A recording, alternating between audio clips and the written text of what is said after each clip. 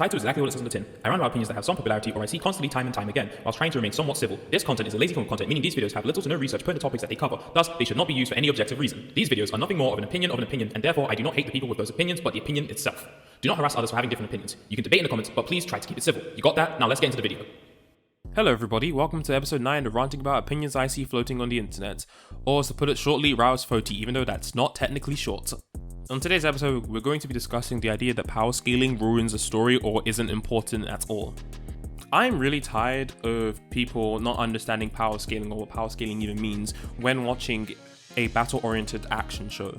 Whenever something nonsensical happens, people tend to say, oh, if they thought about power scaling, then it would have ruined the story and it's not important at all. And I disagree heavily, especially for talking about shows in which the main attraction for the show is fighting. I'm not gonna lie to you, but this is about RWBY.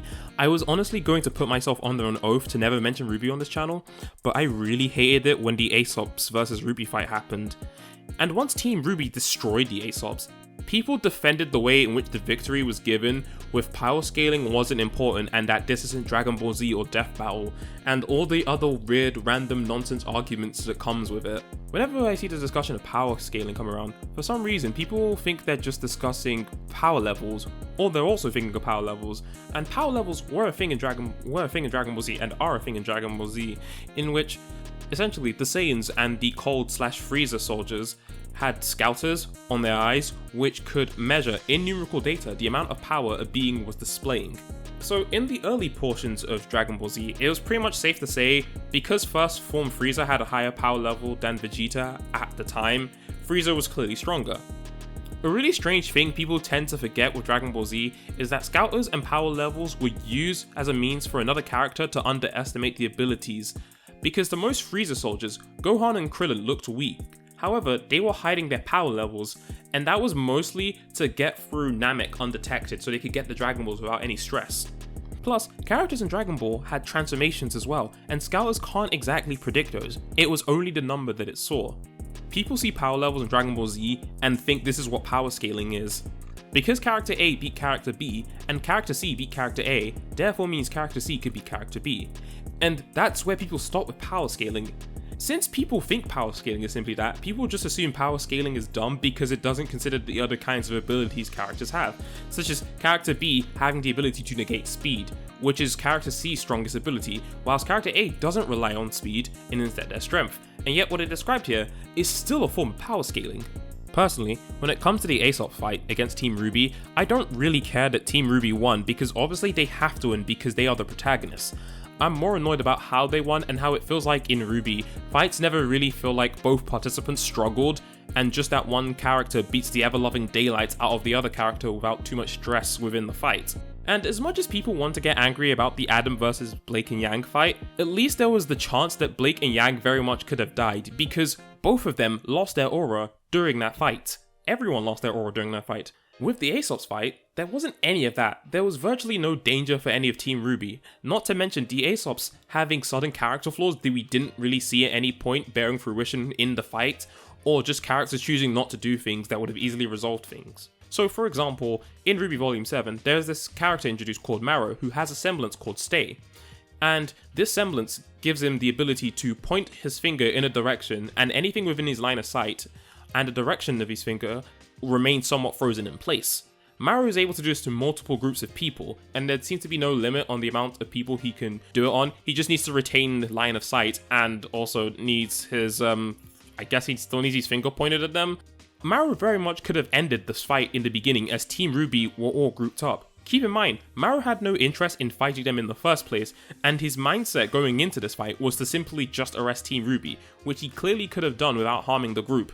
Now obviously, doing that would end the fight easily, and Team RWBY would lose and it would remove tension because the fight could have been easily finished. Clearly, this is quite a powerful ability, so obviously the smart thing to do would be either to give the character or the ability itself some limitations so it just can't be used like that. Or you can be a bit smart with the writing and utilize the already known limitations. There's quite an easy way to rewrite the scene. Instead of having Team RWBY argue before the fight starts, just have RWBY use a speed semblance to throw Marrow off, and Blake to use her after image to propel herself away from Marrow slow and shoot him. Harriet is probably going to be focused on Ruby Rose, leaving Vine and Elm to try and protect Marrow from Blake's gunfire, which should be enough to stagger him because he's not really going to be able to defend himself with his semblance active. At least from what we know, Vine and Elm aren't going to be fast enough to react, and they're not going to expect both Ruby and Blake to avoid Marrow's semblance. In fact, you could very much play into the fact that the assaults were dependent on Marrow's semblance working, and therefore they were taken by surprise from when Ruby and Blake avoided it. Ruby has seen Marrow's semblance twice, so she probably could have figured out how it works, and that should be enough to start the fights. It's actually relatively easy to just do that, and there's no reason for the Aesops and Team RWBY to have this argument now. They can just start fighting and then have the arguments later as the fights grow closer, rather than bothering to have this argument before the fight starts because you wanted RWBY to get her little jab in to Harriet. Also, you know what else you could have also played into? RWBY being a weapons geek. RWBY knows about weapons. You know, she should know how some people's weapons work. She should know the limitations of people's weapons. You know, RWBY being a weapons geek, the one thing the show kind of forgets about. One thing I will commend RWBY for doing is how Vine and Elm were defeated, because there were actually good ways of defeating the two by baiting their semblances to make them ineffective, such as replacing Blake's after image with bombs when Vine tried to grab the rock with his semblance, and then breaking the ground so that Elm can't use her semblance to steady herself. You know, every little helps. RWBY didn't really struggle on Harriet and was mostly just teasing her at best, considering she never even swung her weapon once at her, and Weiss only won against Marrow because he didn't use stay before she summoned. There's also the fact that the Aesops mostly lost because of their own stupidity, such as Elm already having grabbed Blake, like, in a lock with her weapon, and being able to arrest her in the moment, but because Yang said something that apparently ticked her off, she became quickly prone to anger and then tossed Blake aside. Like, I got that vibe from Harriet, but I never got it from Elm.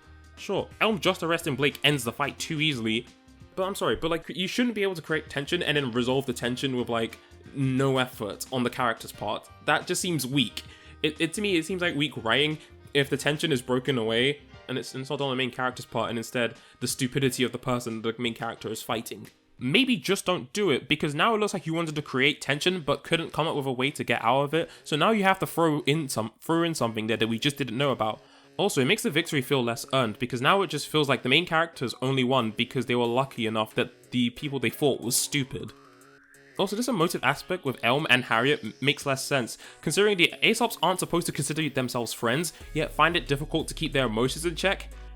It's kind of an arbitrary reason to add, then, because they don't consider themselves friends, but they also can't keep their emotions in check too.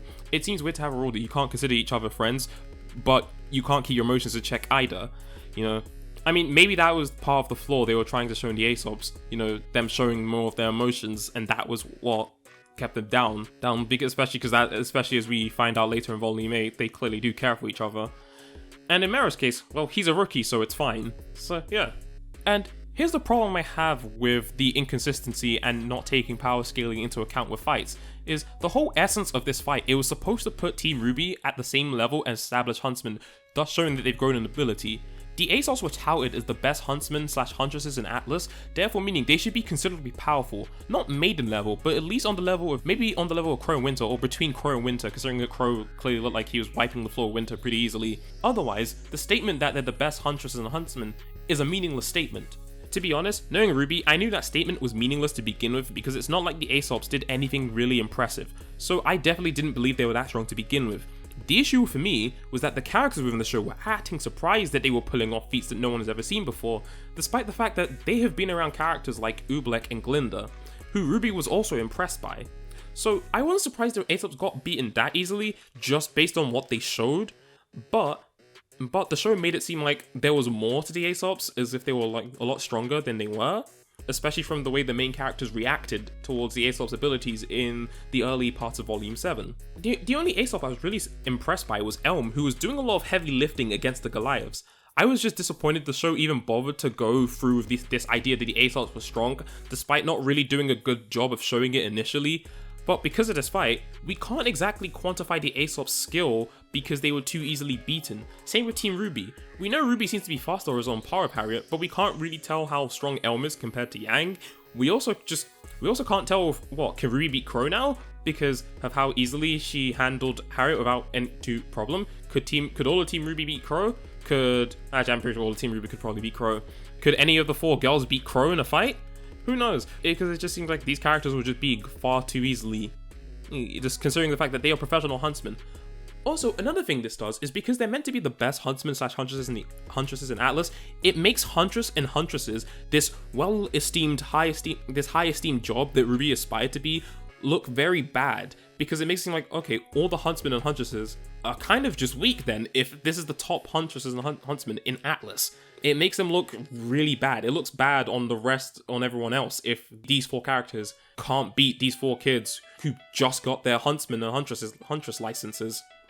Now, keep in mind, Team RWBY, apparently there was a time skip and they did some training, and here's the problem, the show keeps it vague on the amount of training, on how long the training Team RWBY did, and so therefore we don't really know how strong Team RWBY got. We also don't really see how strong Team RWBY got. The only thing that really happened to Team RWBY is that they got upgrades, like Yang has remote explosives on her Ember Celica, and RWBY can change the direction of her scythe now. That's about it, really. And then they got new outfits. I don't know about as for Weiss, I guess her summoning improved, and for Blake, nobody knows. Yeah, nobody really knows for Blake, really. Because the main characters don't really do anything different, besides Yang, we don't really get to see how they've grown battle-wise, necessarily. The problem with bad power scaling, especially in RWBY, is with Cinder. Cinder is the form maiden, and the maidens within the show are meant to be these quite powerful magical beings. Not super powerful, but they are pretty strong. Without Emerald semblance, I'm pretty sure Cinder, Emerald, and Mercury would have not taken Amber that easily. Cinder didn't exactly struggle too much with Pyrrha. Sure, she got hit a lot, but let's be honest, her aura never broke, and she also fought and killed Ozpin too. To be fair with Ozpin, we can never really know for sure if he was fighting at full strength considering Volume 8. And Cinder took pretty much a lot of heavy hits from very strong characters, yet that durability ceased to exist once she fights Penny earlier in Volume 8. Yes, Penny's a maiden, but she hasn't had that power for a long amount of time, therefore she shouldn't know how to use it considering Cinder has been a maiden for 2 years in the show now, or 3, who knows. Penny shouldn't know how to use her maiden powers that well, considering it's something that the show made sure to establish in Volume 4 with how Cinder needed to train her maiden powers to be strong, and how Amber was killed because she was inexperienced. Despite that, Penny being an inexperienced maiden ceases to matter as she was easily able to duel Cinder. Keep in mind, Cinder very much easily could have beaten both Penny and Winter in Volume 7, considering that she had already had Winter falling on the ground and had broken her aura, and Penny would have not been able to deal with Cinder alone. Sure, maiden powers may put up a step on that, but Cinder's had her maiden powers for longer, and she has her own actual abilities at the same time. Cinder's durability seems to go away in this part of Volume 8, but then comes back at the end when she squares off against Penny, Team RWBY, Jawn, and then Winter, who then becomes the Winter Maiden. Cinder's aura is wildly inconsistent because she gets taken out depending on what the show wants. A cynic could very much say power scaling doesn't matter because that's not what's important in a show, the writing matters first. Well, power scaling is also a part of writing that very much matters if you're writing a show that is battle oriented. You want characters to have consistent abilities, otherwise it becomes a case of just who the plot wants to win. People claim that power scaling removes tension out of fight, but that's not necessarily true. Power scaling can very much add tension because if you think a character's abilities makes them a mismatch, that can create tension because the audience is now worried for that character because they know they're outmatched. As a writer, you'd want to find a way that character could get out of that situation by using something that maybe the audience hasn't considered yet. For example, Luffy's body is literally rubber and he'd be a disadvantage against Zoro who uses swords, and Zoro got beaten very easily by Eneru. Most people would expect Luffy not to fare well, but yet he does because Luffy is rubber and thus is resistant to lightning, which Eneru can do. Eneru has lightning, RWBY is rubber, therefore Eneru's lightning is doing nothing to Luffy. It's always about considering the limitations of certain characters' abilities or what abilities they're currently under which prevents them from completely dominating in a fight. And that's what you can do with writing. It's always important to maybe consider the environment. Is this environment good enough for this character to use their abilities in? Does this character's abilities require line of sight? Does this character's abilities require them to feel some prerequisites first? Always things to consider and maybe establish beforehand. Because of RWBY's poor power scaling, every time Cinder is in a fight, I'm not really threatened by her presence as a villain anymore, because literally anything can happen. And therefore it removes the tension out of fights because I have anything can happen. The heroes could win and I would just have a blank face. I'm not excited for the fights anymore because I'm expecting characters to just not struggle for victory. They're just going to win too easily. And keep in mind, it makes less sense for RWBY to do this with Cinder because Cinder as a villain is obsessed with power and she wants power to be threatening. But yet somehow or force, the writers decides whether or not she's powerful, and that kind of ruins the threat she has on the show as a villain. the part of a battle-oriented show is that your villains need to be threatening power-wise. And if you can't create a threatening aura with your villains, then the fights become uninteresting and no one is excited for the fights. Part of the main attraction of RWBY is watching cool fights, and if the fights don't exactly make sense, it's going to be criticized for having poor fights. The idea that power scaling can ruin a story is weird to me because it insinuates it's this thing that has nothing to do with the writing, yet it very much does. It's important to scale your characters, otherwise the fights, the central part of the action, becomes jarring to watch every time because now you have zero expectations for anything, because anything can happen. It kills hype for every facet of a fight. It also just ruins the interest and the hype for any fight that happens because now you're just expecting, oh, this character is now just gonna randomly roll down a hill for no reason, or no, this character now, for some dumb reason, this character now has just random food poisoning, and it's not played for a joke, it's actually played seriously. I also think it's generally unfortunate that discussion to do with power scaling has become littered with cross-universe fights rather than just looking at characters within their universe. Personally to me, power scaling is important because it can create tension, and it can also generate creative ways of dealing with certain characters' abilities. I'm someone who enjoys writing in their spare time, I'm not the best writer, but like whenever I am writing whenever I'm writing anything action-wise and it has to do with fights and stuff, I tend to avoid thinking up characters with overpowered abilities if I can't write them in a way that makes sense and is entertaining at the same time. And besides, power scaling is also a thing that we technically do in other genres. We technically still power scale even in non-battle oriented genres. Like, it's just that it's not technically power scaling. Of like a very bizarre comparison I could give to you would be like in a horror anime where people debate who is deserving of the main character by analyzing the relationship between the main character and the other characters via looking at the kinds of interactions they've had, the main character's feelings, the life of the main character right now, the life of the other characters' perceptions on the main character. And that's personally important because that way you're able to debate, well, hey, does this character deserve to fall in love with the main character at the end? That's technically power scaling if you want to be a bit fidgety with it. You're not power scaling, you're kind of love scaling? Relationship scaling? Who knows? Granted, it's human relationships, and human relationships are way more complex than, trying to, box them into this weird thing. But still, even then, you can kind of like analyze this stuff. And people also seem to think like power scaling is this weird nerdy thing people just do. Well, no, it's a thing that people look at because it's interesting to see if character A could beat character B. It's a cool thing to watch, to discuss as a fan of something. See if character A could beat character B, especially if the power scaling is consistent enough that you could do that. It also generates fan interaction. It allows fans to discuss characters, maybe no one even thought of. Like, for example, I don't know, I just think, wait, what if Shino was on the rescue Sasuke mission in part 1 of Naruto? That's a thing that you could think of. How much an effect would he have had? It's just those kind of questions you think about. It's always fun to think about like scenarios in which characters could win against another character, and it also puts some certain characters in other people's heads. Also, it just creates a bit of a fandom for it. You could technically somewhat create a fandom from that character. Especially if your power scaling is consistent, it can create hype because now hey, let's say you've got these two random characters who are really powerful but have never fought before, and yet they're finally about to fight. That creates hype because from power scaling that these two characters are strong. The show has established that these characters are strong just from the displays that they've shown within the show. You already see these two characters battle out, and that creates hype for some fights. In RWBY, there aren't really any fights that people should be hyped about. Like, I was going to be hyped for the Cinder versus Penny and Winter fight in Volume 7, but there was just no hype for it because Cinder kind of beats them too easily, and the only reason why Penny and Winter even managed to like get the Winter Maiden powers is because Cinder was just spending too much time talking, but then immediately just stabs Penny in very quick succession after separating Penny from Weiss and Jorn in Volume 8. And even the fight with Cinder versus Team RWBY, that's meant to be one of the most hypest fights in the show because, hey, we're finally getting to see the main characters face off against our final villain.